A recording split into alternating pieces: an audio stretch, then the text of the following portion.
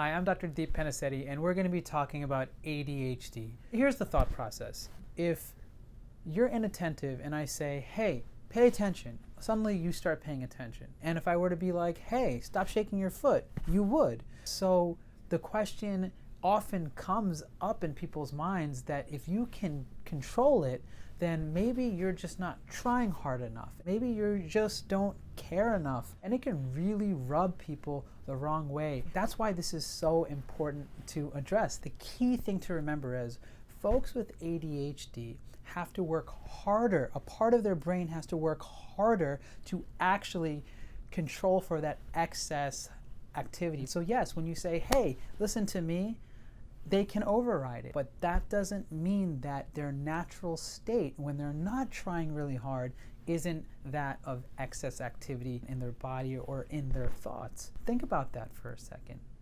That means that what you're requesting of them is to always be in a state of hypervigilance, hyper control. That's just not realistic, nor is that fair to people with ADHD. Everyone deserves to be their natural selves.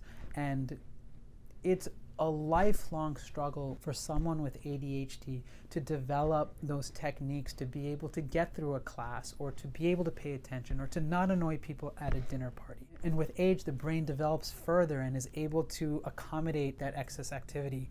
But this requires management, and it is not often very easy at all. This becomes really evident when you look at young kids who clearly don't have an agenda to upset anybody. So it can be really easy for folks without ADHD to be thrown off by folks who do have ADHD, even prompting them to question their intentions, their discipline, their manners.